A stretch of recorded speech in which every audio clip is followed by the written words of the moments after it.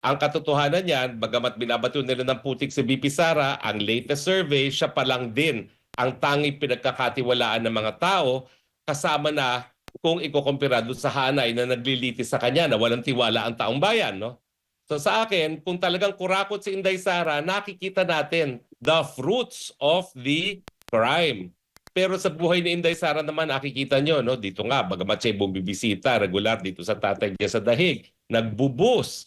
Wala naman yung mga limousine, wala yung mga mararangyang mga hotel na tinitiran. Yung mga murang hotel nga lang ang tinitiran niya, Airbnb pa nga.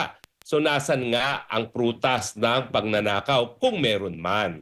Kaya nga ako, bagamat nalabag ang kanyang karapatan na sa aking palagay ay po pwede naman pong mabaliwala ng katas-taasang hukuman, maski mabuksan yan, wala pa rin silang makukuhang ebidensya at sampal sa kanilang mga muka pagdating dun sa punto na mabuksan ang mga records, wala pa rin ebidensya ng pagnanakaw. Kayo po ba ay sumasang-ayon, pumapabor sa naging desisyon po ng impeachment court doon sa mga nais ng prosekusyon na ipasubpina ng mga records kay Vice President Sara Duterte et al.?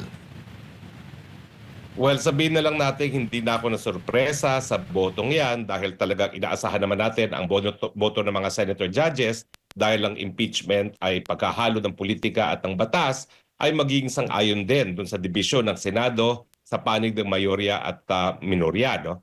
At nakita natin ang pagbubukas ng bank accounts at mga tax records, ang naging desisyon nga ay sang-ayon din sa mayoryang composition ng Senado. Pero nakakalungkot kasi nung taong bayan naman ay binigyan ng bisa ang ating saligang batas, umaasa tayo no, sa mga impeachment trials, maisasantabi ng mga senator judges ang kanilang mga politikal na mga pananaw at boboto sang-ayon sa batas at sa ating saligang batas. Sa akin, mali yung desisyon na yan dahil nakasaad sa ating saligang batas at hindi lang sa ordinaryong batas na may karapatan na maging secure ang ating taong bayan sa kanilang mga papeles kasama na ang mga bank records. No? At ang naging desisyon ngayon ay buksan ang kabuuan ng bank records na mag-asawang Sara at Mans Carpio maski ang burden of proof na merong ginawang kasalanan si Inday Sara Duterte ay nasa prosekusyon. At dapat sana ang nabuksan ng mga records ay yung mga ebidensya na alam nilang magpapatunay sa kanilang mga paratang. Na alam naman natin ay hindi nangyari dahil ang bubuksan nila ay kabuuan ng tax records ng mag-asawang Carpio and Inday Sara Duterte. So sa akin, malungkot yan. No? Bagamat pagdating doon sa mga tax records, yan ay nagsupina lang sila. Pero kung actually masasa publiko yung mga tax filings ni VP Sara, yan ay nakasalalay pa rin sa pag-aproba ng presidente. Pero sa puntong ito, walang kaduda-duda, magbibigay ng approval ang presidente para mabuksan ang mga tax filings na yan. Opo, meron pong pahayag din si Escudero na yung issuance daw ng subpoena ay for merely preliminary and procedural and does not authorize the disclosure of tax record into evidence, attorney. Yun nga po, dinistinguish niya yung bank records at saka yung tax records. Kasi yung tax records talaga nakasabi ro na hindi po pwede na isa publiko na walang approval ng presidente at naging patakaran na nga dun sa naunang impeachment trial ni dating Chief Justice Corona na talagang pumayag ang presidente. So without the presidential approval, baka hindi rin maisa sa publiko ang tax filings gaya na nangyari nga no, sa Kamara ng Representante, hindi naman nabuksan yan. Pero sa akin, mali pa rin yung desisyon na 20 years of bank records ang pinapasupina, gayong dapat bago sila nagsampa ng impeachment complaint sa Senado, alam na nila yung ebidensya nila magpapatunay na nangurakot nga si BP Sara. Tinatanggap ko na ang bank deposit ay isang paraan para mapatunayan yan. Pero dahil hindi nga sila sigurado kung anong record sa magpapatunayan, yan ay naging paglabag dun sa karapatan to be secure in their papers kasi nga ang lumalabas, maghahanap pa sila ng bank details para mapatunayan yung kanilang sinasabing pangungurakot ni BP Sara na mali dahil yan ay malinaw na phishing expedition. Opo, mayroon pa bang remedy ang depensa ukol dito, attorney? Sa tingin mo, kung lalapit sila sa Korte Suprema, maaari pa ba yun? At kung mapagbigyan ang desisyon nila, may silbi pa ba ito? Ongoing na rin itong impeachment trial? Mukhang sigurado ako nadudulog sa katas-taasang hukuman ang kampo ni Vice President kasi hiningi na nga ni Attorney Sison yung certified true copy ng desisyon ng impeachment court na isang requirement kung ikaw ay magsasampa ng petition for certiorari. At kanina rin sa pagdebate ng mga abogado, lumabas naman talaga na kabahagi ng desisyon ng Korte Suprema dito sa bagong kaso ng Duterte versus House of Representatives na lahat ng aspetong legal sa pagdinig ng impeachment ay po pwedeng madesisyonan ng hukuman. No? Bukod na lang doon sa desisyon kung nagkasala o hindi ang isang impeachable officer.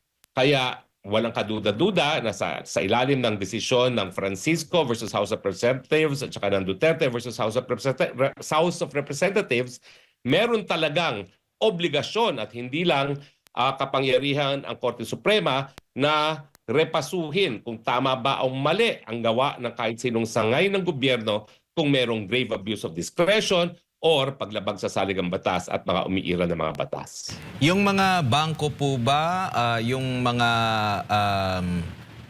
itong mga entity na pinapasupi na nga kung saan magagaling yung records, meron ba, obligado na ba talaga sila na mag-comply dito? Wala na rin silang kumbaga parang sarili nilang pagkaintindi sa legal or dahil impeachment korte ito, obligado sila na mag-submit talaga? Obligado na po kasi yan ang ibig sabihin ng supina. Kapag sila ay tumutol, po pwede silang ma-cite in contempt. Pero dahil ang mga records na hinihingi ay for a period of 20 years, asahan natin na talagang hindi lang boxes yan. Cabinet full of bank records ang ilalabas nila at ang hindi ko maintindihan, paano ngayon susuriin yan ng prosecution team given the limited time, no? Ibig sabihin, ngayon pa lang sila kakalap ng ebidensya at hindi ko alam kung nakakita ka na ng bank records. Pero nung minsan humingi ako ng aking bank records sa isang bangko for a time frame of 1 year, naku po, talaga naman pong hindi lang isang dangkal na records na printout ang ibinigay sa akin, kundi isang kahon, no? So this is a 20-year period. So inaasahan po natin siguro mga 4 na filing cabinets worth of printout yan sa kada bangko ang isusumite sa Senado. So good luck sa prosecution team sa kanilang fishing expedition. Opo, doon po sa pagtatanong kanina ni Senator Pia Cayetano po, na napagdebatehan or nagbigay ng magkaibang argumento po ang dalawang panig kaugnay doon sa search warrant at yung subpoena. Kasi may isang yung Stonehill ata yun versus Jokno po, attorney. Ano pong masasabi niyo naman dito dahil sinabi ng depensa na halos magkapareha lang ito. Doon naman sa isa, hindi magkapareho ang search warrant doon sa subpoena. Well, tama po na linabas ni Senator Pia Cayetano. Ako ngayon nagtataka bakit ngayon nga lang lumabas itong kasong ito. Because that is a leading case na maski meron kang karapatan na kumalap ng ebidensya, kinakailangan, dahil yung karapatan ng tao to be secure in their papers, dapat sabihin mo talaga kung alin sa mga dokumentong hinihingi mo ang magpapatunay sa iyong paratang. At yung kaso kasi yun, natalo yung ama nitong si Chel Jokno at sinabi na yung warrant na kinuha niya sa hukuman ay general warrant lamang. Ang palusot naman ni Jokno na anak, bagamat nagkamali na ang tatay niya, gusto niya maulit ang pagkakamali muli, ay iba daw ang warrant sa supina. Sa aking pananaw bilang isang abogado, walang pagkakaiba yan kasi pareho silang compulsory process. Hindi po pwedeng palagan. Ang diferensya lamang sa warrant, meron ng kasong nakabinbin para kumalap ng ebidensya sa matang supina, pwede po yung ma-cover ang mga transaksyon na wala pang kaso at in the process of build-up. Kaya nga ang sinasabi, kaya sila humihingi ng supina na compulsory process para sila ay magkaroon ng kaso laban kay BP Sara na mali. Dahil talaga naman pong sa mulat-mula, kung walang ebidensya na may ginawang impeachable offense si VP Sara, hindi dapat nakarating sa Senado ang kasong ito. Opo, doon po sa AMLAC records, kung di ako nagkakamali, di po ba naibigay na yun during sa nasa House Committee itong impeachment complaint laban kay Vice President Sara? Pwede pa rin yung ulitin at ito rin yung kini-question na mali yung agad-agad na pagpapalabas ng AMLAC ukol po dito, kaya nga na nabuksan yung Stonehill versus Jokno na issue kanina ni Senator Pia Cayetano, attorney. Tama po yan kasi dun sa Stonehill versus Jokno, ang decision din ng hukuman dahil ang mga nakalap na ebidensya ay sa bisa lamang ng isang general warrant na lumalabag sa karapatang pantao sa Bill of Rights ni Harry Stonehill, hindi po pwede tanggapin bilang ebidensya yung mga nakalap na ebidensya. Sa akin, walang pagkakaibang nangyari dito sa mga bank records na pinuroduce ng mga bangko sa Kamara de Representante. Ang issue ngayon, bagamat inuulit yung proseso na pag-issue ng supina, minsan nang napakita yan at dahil minsan yan napakita na labag sa karapatan ng mamamayan, hindi dapat magamit for any proceedings. No? So kaya nga humingi sila ng pangalawang supina. Pero sa akin, yung desisyon sa Stonehill versus Jokto na fruit of the poison tree ay hindi po pwedeng gamitin, yan po ay dapat i-apply sa kasong ito at yung mga bank records na nauna nang napresenta sa Kamara de Representante na labag sa karapatan ng mamamayan ay hindi dapat tanggapin bilang ebidensya ng hukuman. Pero inaamin ko naman na yung pagdating dun sa admissibility, yung pag-offer ng mga dokumentong ito, hindi pa itong panahon dahil sa formal offer of evidence dapat ilabas yan. Opo. Attorney, magandang gabi po. Si Jade po ito. Ngayon nga ay pinagbigyan na ng Senate Impeachment Court itong hiling ng prosekusyong isubpoena yung mga records, financial records. Sa tingin po ninyo ay kaya naman pong, o dapat bang mangamba, matakot ang Vice Presidente? Well, ako po'y naniniwala na wala pong itinatago si VP Sara. Dahil kung meron naman po yan tinatago, lalabas at lalabas naman yan sa kanyang pang-araw-araw na buhay. Ang katotohanan niyan, bagamat binabato nila ng putik si VP Sara, ang latest survey, siya pa lang din ang tanging pinagkakatiwalaan ng mga tao, kasama na kung ikukumpira doon sa hanay na naglilitis sa kanya na walang tiwala ang taong bayan. No? So sa akin, kung talagang kurakot si Inday Sara, nakikita natin the fruits of the crime. Pero sa buhay ni Inday Sara naman, nakikita nyo, no? Dito nga, bagamat siya bumibisita regular dito sa tatay niya sa dahig, nagbubus, wala naman yung mga limousine, wala yung mga mararangyang mga hotel na tinitiran, yung mga murang hotel nga lang ang tinitiran niya, Airbnb pa nga. So nasan nga ang prutas ng pagnanakaw kung meron man?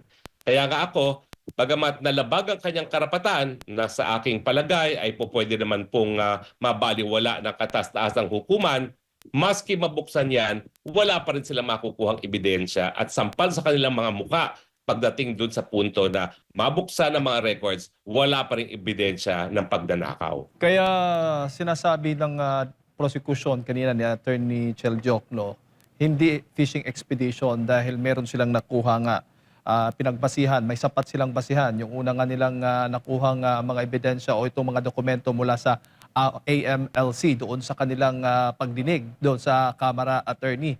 Dahil nakita daw nila na bilyon-bilyong piso ang dumaan sa account ni VP Sara. Yun ho ba ay ibig sabihin pag dumaan, pwede ho ba ninyong maipaliwanag yun, Attorney? Kasi marami po ang confused po. Kasi pag dumaan, ibig sabihin ba niyan, nakakaduda na at illegal na yung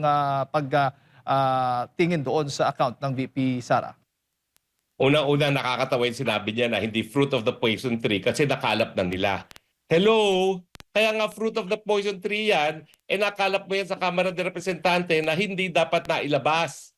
Kaya nga, ang linalabas ni Pia Cayetano, that is already fruit of the poison tree, hindi na dapat tanggapin ng Senate Court, hindi na dapat isupina dahil yan ay covered na by an absolute prohibition. Dahil pag linabag mo, yung right of the people to be secure in their papers, hindi na po pwede gamitin yan bilang ebidensya sa kahit anong proceedings kasama ng impeachment court. Pero sa tanong mo, hindi naman ibig sabihin na palibasa may mga pumasok na pera na yan ay ninakaw na. Unang-una, no? Ang asawa naman ni VP Sara, hindi naging kawani ng gobyerno. So posible talaga na may mga kita siya bilang isang abogado na hindi naman galing sa yaman, sa nakaw, no? Ang pinag-uusapan lamang ay kung meron bang kinurakot nga si VP Sara habang siya ay Vice President. Kaya marami nagtataka ngayon bakit pati mga bank records na hindi pa siya Vice President ay binubuksan. No? Patunay lamang na walang ibhawak itong prosekusyon at pilit na naghahanap hanggang ngayon. Pero yung pagpasok ng pera, walang pinapatunayan yan other than may pumasok na pera. Pero ang issue, yung pera pumasok ba, ninakaw ba yan o hindi, hindi yan mapapatunayan sa pamamagitan ng mga bank deposits. Dapat bang isa publiko, ipakita sa publiko, attorney, yung pag isa-isa, bubusisi doon sa mga accounts na ito para, kasi ang ginagawa kasi, ang gusto kasi mangyari ng prosekusyon, i-connect nila yung nauna nilang nakuhang ebidensya dito sa iba pang mga records na tulad ng bank at tax records ng Vice Presidente. Pwede bang ganon? Well, una-una, ang hindi na lang nila nakuha talaga ay yung tax records. Kasi nakuha na nila lahat sa AMLAC. Maski walang legal na basihan dahil malinaw na malinaw doon sa AMLAC law na kinakailangan ng pagpayag ng Court of Appeals, kinuha pa rin nila, no? Nalabag na nga doon sa batas at labag sa saligang batas. Pero ngayon, kinakailangan sila pa rin ang magprueba ngayon na kung ano man ang pumasok na pera dito sa mga bank accounts ni Attorney Carpio at ni Sara Duterte ay galing sa pagnanakaw. At ang sa akin, paano mo naman mapapatunayan yan pagdating sa bank accounts ni Attorney Carpio at ng kanyang law office? Samantalang alam naman natin na naghahanap buhay bilang isang abogado yung kanyang asawa. So sa akin, it's all part of a fishing expedition. Nagdadasal sila somewhere along the way na may matitisod silang ebidensya na kahit papano masusuportahan ng kanilang mga paratang. Pero gaya na aking sinabi, malinaw naman sa mata ng publiko. Dahil hindi nakikita ang buhay ng marangya, PBP Sara, napakahirap paniwalaan na naging magnanakaw ang Inday Sara Duterte. Yung procedure, attorney, iisa-isahin ba ito? Kasi nakita natin, di ba, yung depensa, yung affidavit ng mga witnesses talagang binusisi ng maayos. Pagdating po dito sa mga dokumento, mga bank records o financial records ng Vice Presidente, kailangan ding mabusisi ito ng maayos. So, magtatagal po itong ganitong proseso.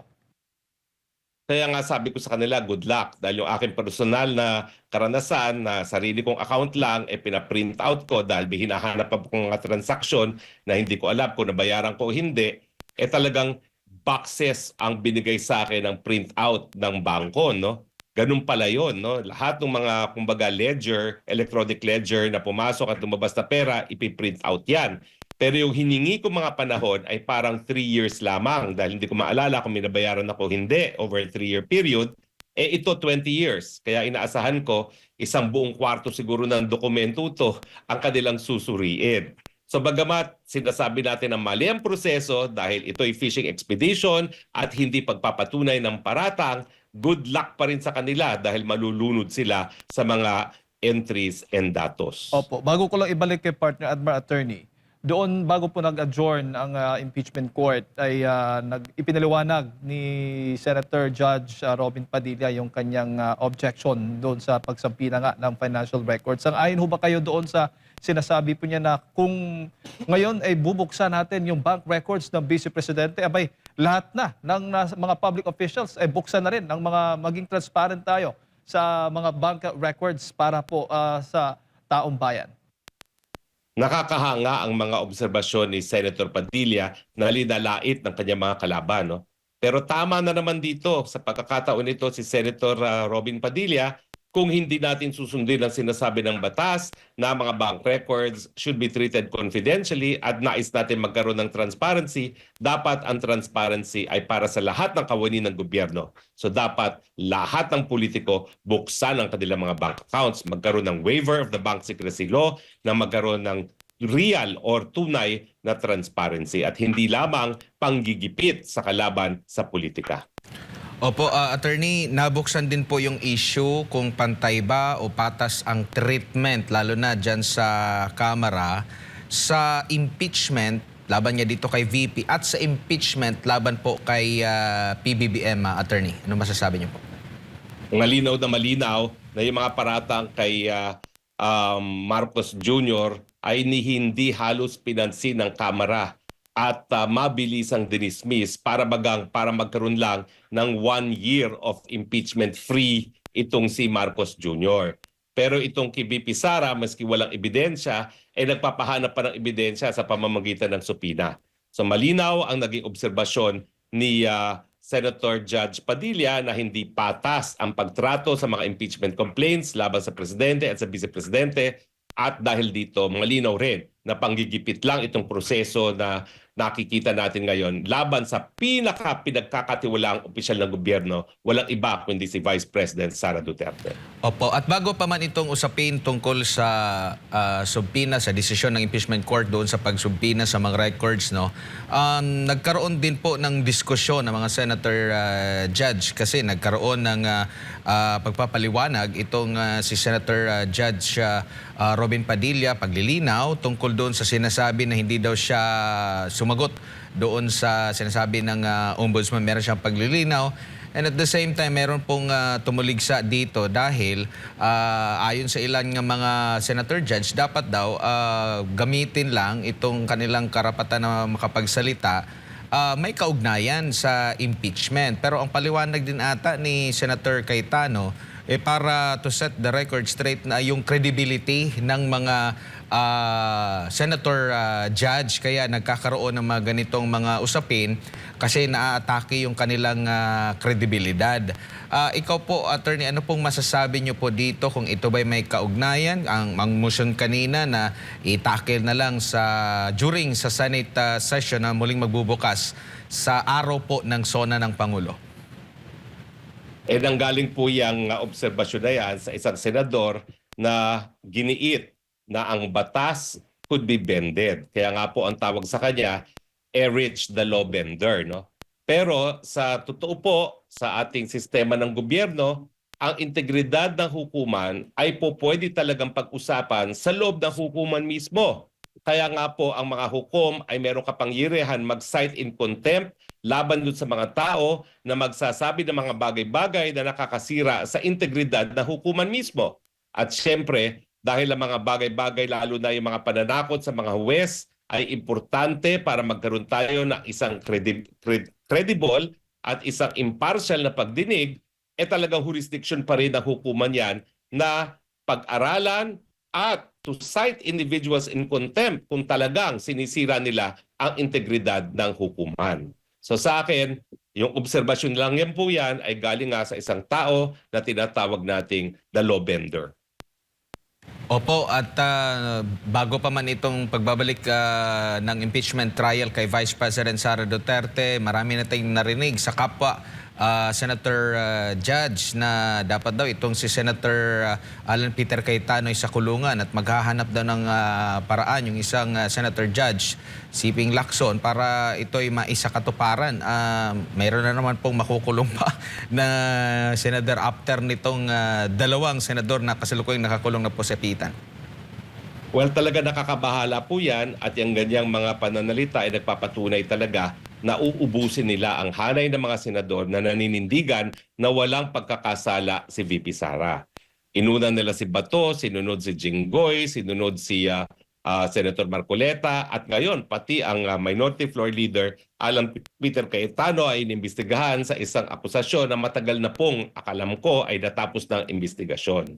So sa akin po malinaw na ito talaga ay isang political exercise, bagamat it should also be a legal exercise, pero umiiral ang politika dahil nga po inuubos ang hanay ng mga taga-suporta ni VP Sara at dahil dito tingin ko po hindi magiging credible kung ano man ang maging desisyon ng impeachment court kung talagang isasatuparan nila yung kanilang pagbababanta na uubusin ang miyembro ng mga minorya. Opo, and maliban din dito po, attorney, nabuksan din po yung issue kung maaari pa bang makalahok yung ilan sa mga senator natin na nakapiit po, ukol nga po dito sa impeachment. Well, alam nyo, alinsunod doon sa nauna ko ng babala, kasi binanggit ko dito sa SMNI, hindi pa po tapos ang usapan kung ilan talagang boto na makakakonvict. Dahil kapag sila ay walang 16, sasabihin na naman nila na in the same way na sila ay nakapaghalal ng Senate President at mga chairman ng committee na walang quorum at legal pa rin ang kanilang tinalagang Senate President at mga chairman, sasabihin nila na ang numero ay hindi dapat nakabase sa 24 kung hindi nakabase dapat doon sa numero ng mga judges na po pwedeng bumoto. Sa ngayon, 21 na lang po yan. Kaya sinasabi nila na hindi na 16 kung hindi 14. Pero kapag tanggal pa sila ng ilan pang mga senator judges at posibleng mangyari po yan, po pwede na bumaba yan to 13 na numero na meron ngayon ang minorya. So nakikita natin, nothing is etched in stone dahil nga sa script ng Malacanang, kinakailangan matanggal ang pinakamalaking banta sa Marcos Forever. Yan ay walang iba kundi si Sara Zimmerman Duterte. Opo, bukas ay magiging witness ang NBI Director. Parang ang i-establish daw kasi tinanong po yung kampo ng prosekusyon kung i-establish ba dito yung pag-hire di umano ni Vice President Sara o may na-hire na daw na hitman or sinasabi nila na assassin laban dito kay PBBM at iba pa. Tingin mo mabigat ito at malabo itong mapatunayan kung ipagbabatayan natin yung mga nakalipas po ng mga cross-examination, mga pahayag po sa mga inilatag nila na dalawang witness attorney? Well, kung yan ang kanilang dahilan kung ba't magtitistigo si Matibag, hindi nila mapapatunayan yan. Dahil sa ating law on evidence, ang tanging mapapatunayan lang ni Matibag kung ano naging partisipasyon niya sa pag-iimbestiga dito sa di umanong grave threats, sa di umanong ginawa ni Vice President Sara Duterte. Pero yan po ay hindi base sa kanyang personal knowledge at hindi po yan magpapatunay na kung anuman ang sasabihin niya na meron na talagang hitman na nakausap si VP Sara. So sa akin, beyond kung ano yung steps na ginawa niya in connection with the investigation, wala na siya ibang mapapatunayan.